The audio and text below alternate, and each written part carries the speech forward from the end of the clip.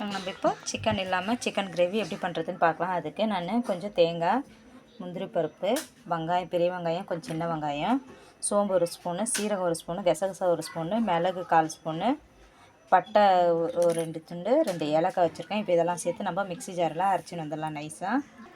இது கூடயே ஒரு ஸ்பூனு இஞ்சி பூண்டு பேஸ்ட்டு சேர்த்து அரைச்சிக்கலாம். இது நான் ஒரு குக்கர் வச்சுருக்கேன். ஒரு பிரிஞ்சி இலை, 2 ஏலக்காய், 2 கிராம்பு, ஒரு ஸ்டார் பூ வச்சுருக்கேன். இது கூடயே பொடிசாக கட் பண்ண வெங்காயம் சேர்த்துக்கலாம். வெங்காயம் இந்த அளவுக்கு வதங்கியிருக்கு. இப்போ தக்காளி சேர்த்துக்கலாம். நான் ஒரு 3 பழமாக சின்ன தக்காளி சேர்த்துருக்கேன். பச்சை மிளகா சேர்த்துக்கலாம்.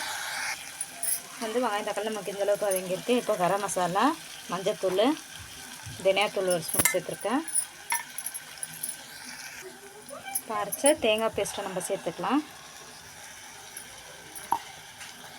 எனக்கு குழம்பு இந்த அளவுக்கு தண்ணி வச்சுருக்கேன். தேவையான அளவு உப்பு சேர்த்துக்கலாம்.